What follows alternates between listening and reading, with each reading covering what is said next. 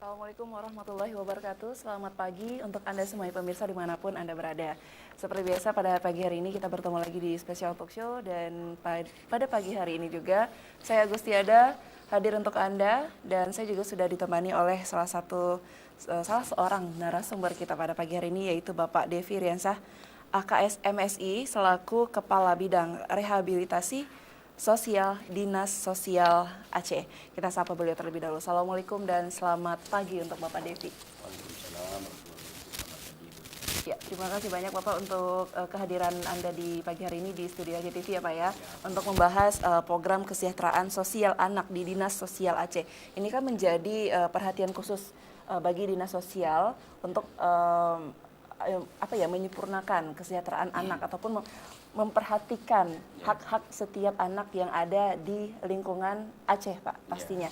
Ya, tapi sebelumnya saya ingin kenalan lebih jauh lagi bagaimana keseharian Bapak Devi, kesibukannya seperti apa, kemudian prestasinya seperti apa nih Pak?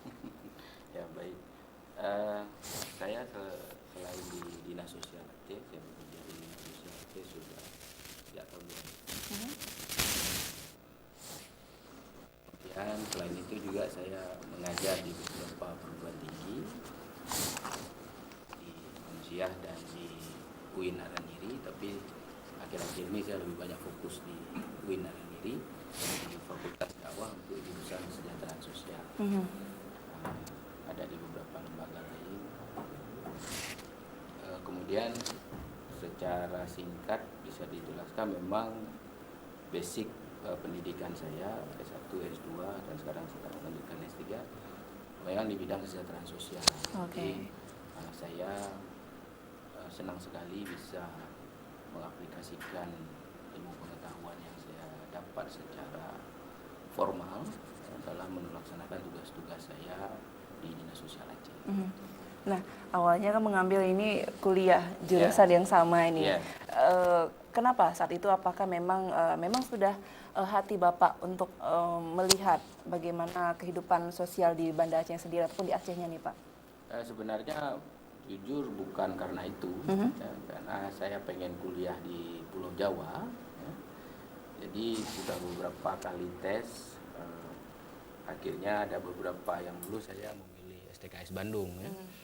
STKS Bandung, kenapa saya pilih STKS Bandung dari beberapa kota? Karena dulu waktu SMA saya pernah ikut cerdas cermat lah ya, cerdas cermat tingkat nasional di Bandung. Saya terkesan di STKS Bandung, jadi belum terpikir saat itu untuk berkecimpung di bidang pembangunan sosial, belum ya, hanya karena itu saja. Dan ternyata memang kayaknya memang Allah sudah mentakdirkan seperti itu, bahwasanya saya harus mengabdikan diri saya untuk kesejahteraan sosial. Nah, ini kan 17 tahun Bapak sudah mengabdi di Dinas Sosial. Nah, ini yang paling urgent, perhatian yang paling menjadi perhatian seorang Bapak Devi. Ini seperti apa Pak? Perhatian dalam hal maksudnya? Kesejahteraan anak selama Anda bekerja 17 tahun Bapak di Dinas Sosial ini kan luar biasa, sangat lama. Yang menjadi perhatian khusus Anda nih apa? Jadi begini, kalau kita berbicara tentang perhatian, permasalahan sosial itu semuanya penting. Semuanya penting karena bagus tidaknya sebuah pemerintahan itu akan terlihat bagaimana pemerintah itu menyelesaikan masalah-masalah sosial yang ada di wilayahnya. Mungkin keseimbangan politik penting bagi sebuah pemerintah, tetapi menyelesaikan permasalahan-permasalahan sosial dasar yang ada dalam masyarakat itu saya pikir jauh lebih penting untuk memperlihatkan bahwasanya negara hadir untuk membantu para masyarakat. Jadi kalau dibilang perhatian itu semua kita perhatikan karena memang semua penting untuk diperhatikan. Khusus untuk permasalahan anak, ini merupakan salah satu permasalahan sosial yang paling banyak variabelnya. Ya. Anak terlantar, anak nakal, anak korban narkotika, ya, anak yang berhadapan dengan hukum dan seterusnya. Varian-varian ini saya pikir tidak bisa lagi kita menganggap ini sebagai sebuah masalah yang biasa. Permasalahan sosial anak hari ini di Indonesia, apalagi di Aceh, sudah sampai pada taraf yang mengkhawatirkan kalau kita tidak benar-benar memberikan perhatian yang serius. Dalam hal ini memang untuk kesejahteraan sosial anak bukan hanya tanggung jawab dinas sosial, ya, tapi juga ada beberapa instansi lain yang melakukan hal itu, misalnya dinas pemberdayaan perempuan dan perlindungan anak. Nah, tentu saja sinergitas ini harus betul-betul bisa efektif, ya. Kita coba bisa efektif, bisa menjawab, bisa menyelesaikan, bisa menangani begitu banyaknya permasalahan sosial anak hari ini di Aceh. Saya pikir. Oke Pak, kita berbicara masalah fakta nih Pak, di Ya. Banda Aceh ataupun di Aceh sendiri sudah sangat banyak ini kan pengemis Ya. yang rata-rata juga usia anak-anak sekolah nih Pak. Ya. Nah ini juga apakah yang menjadi apa ya istilahnya menjadi alasan faktor utama menyebabkan mereka ini mengemis, atau karena memang perekonomian orang tuanya yang memang di bawah garis kemiskinan, atau tidak adanya perhatian dari dinas sosial untuk menangani hal tersebut. Jadi pengemis anak makin bertambah di Aceh ini Pak. Ya, jadi begini. Ketika kita berbicara masalah gelandangan dan pengemis, ini ada dua hal yang perlu kita garis bawahi dulu. Itu gelandangan itu pasti mengemis. Tapi kalau pengemis belum tentu dia gelandangan. Iya betul. Gelandangan ini kan orang yang tidak punya tempat tinggal yang tetap, tidak memiliki, rata-rata tidak memiliki identitas resmi dalam sebuah wilayah hukum, ya. Tapi kalau pengemis, nah ini terjadi perubahan sosial, terjadi perubahan perilaku, ya. Kalau dulu orang mengemis itu memang betul-betul karena dia miskin, karena dia tidak memiliki kemampuan, tidak bekerja dan segala macam, orang terpaksa mengemis. Hari ini mengemis sudah menjadi profesi. Jadi tidak semua pengemis itu gelandangan. Ya, tapi kalau gelandangan biasanya pasti mengemis, gitu ya. Nah, untuk mengatasi perubahan sosial yang terjadi pada pengemis, ini perlu koordinasi yang baik. Karena apa? Kalau pekerjaan mengemis ini sudah menjadi profesi, berarti ini profesi yang melawan hukum. Dalam KUHP pasal 502 sampai dengan 505, kegiatan mengemis itu memang dilarang, itu di KUHP. Artinya perbuatan mereka melawan hukum dan bisa dilakukan tindak pidana maksimal sampai dengan 6 bulan. Nah, tetapi dalam kenyataannya kan ini susah, artinya tidak dilakukan penangkapan kepada pengemis secara hukum, cuman penertiban kepada para pengemis, ya, penertiban bahasanya, dengan kemudian diberikan bimbingan dan seterusnya, jadi mengemis lagi karena memang tidak ada efek jerah. Ya. Nah, terkait dengan masalah pengemis anak. Nah, pengemis anak ini rata-rata memiliki orang tua. Iya, Ya, betul. memiliki orang tua. Nah, dinas sosial tidak bisa serta-merta mengambil hak asuh anak dari orang tua, ya, dengan alasan orang tuanya mengemis, kemudian secara paksa kita mengambil. Tidak bisa seperti itu. Ya. Jadi perlu mekanisme hukum untuk bisa mengambil anak dari orang tua jika memang secara hukum menjelaskan bahwasanya orang tua tersebut tidak mampu melaksanakan fungsinya memberikan pengasuhan terbaik kepada anak. Nah, mekanisme-mekanisme seperti ini tidak serta-merta.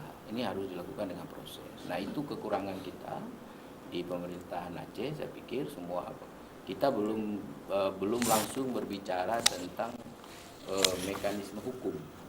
Ya, bagaimana mengambil anak dari orang tua, ya, yang memang orang tua tersebut harus kita buktikan juga secara hukum tidak layak menjadi orang tua. Nah, ini tidak bisa serta-merta, makanya dinas sosial tidak bisa serta-merta mengambil anak ya, dari orang tua pengemis kemudian menyekolahkan atau memberikannya ke dalam negeri. Jadi kalau digugat kita bisa kena nanti apa dasarnya dan seterusnya. Nah, ini jadi hal-hal seperti ini yang harus kita pikirkan. Orang tua yang seperti apa yang dijadikan syarat agar dinas sosial bisa mengambil ataupun merawat si anak tersebut? Orang tua yang seperti apa ini, Pak? Jadi begini, bahasanya adalah apabila anak dalam kondisi yang berbahaya untuk meneruskan kehidupannya, itu bisa diambil alih pengasuhan. Nah, salah satu kondisi yang berbahaya bagi anak untuk tumbuh kembang itu adalah pertama karena lingkungan, bisa karena lingkungan kerja, ya, anak dipekerjakan di bawah umur, ya, misalnya bekerja di pabrik seperti yang kemarin yang terbakar itu, ya, itu lingkungan berbahaya bagi anak. Bisa jadi lingkungan berbahaya bagi anak itu orang tua. ya apakah orang tua menderita sakit, ya orang tua menderita gangguan jiwa, ya orang tua pecandu narkoba dan seterusnya. Nah, itu salah satu kondisi yang membuat anak itu bisa diambil alih hak asuhnya oleh negara. Oke. Nah, di sepanjang jalan, di perempatan ataupun di lampu merah juga ada himbauan dari dinas sosial di mana kita tidak memberikan sumbangan dalam bentuk apapun, karena memang ini masih ruang lingkupnya dinas sosial yang bertanggung jawab yang untuk memberikan penghidupan yang lebih layak lagi. Tapi pada faktanya nih Pak, setiap kali ada Satpol PP merazia gelandangan ataupun pengemis segala macam, ini kenapa mereka bisa lepas kembali? Apakah tidak diberikan sosialisasi dari dinas sosial kepada mereka? Menangani gelandangan dan pengemis ini tidak sesederhana yang seperti kita pikirkan.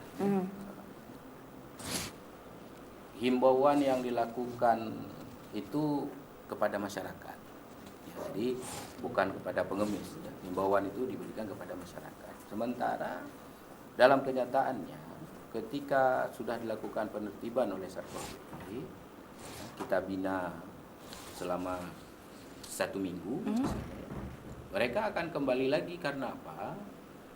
Dalam proses pembinaan itu, satu kita akui kita memang masih kurang maksimal, ya. Kita masih kurang maksimal karena kita tidak memiliki sarana prasarana yang cukup, ya. Seperti tempat pembinaan khusus itu kita belum punya, ya. Nah, sehingga mungkin fasilitasnya kurang nyaman bagi mereka, ya. Tetapi kalau kita melihat dari kenyataan, ya, itu banyak di antara mereka yang sudah pernah mendapatkan bantuan dari dinas sosial, sudah buat surat pernyataan, ya, tetapi kemudian kalau sudah kita kasih bantuan, dia nggak ada di jalan. Bulan depan dah ada lagi. Nah, ini kan sebenarnya udah tindakan melawan hukum, tapi kita belum punya payung hukum untuk menindaklanjuti kenyataan-kenyataan seperti ini. Oke, baik Pak, terima kasih banyak. Nanti kita akan bahas lagi, masih terlalu panjang nih Pak ya. Oke, pemirsa, kami akan break sementara waktu dan akan kembali setelah pesan yang satu ini.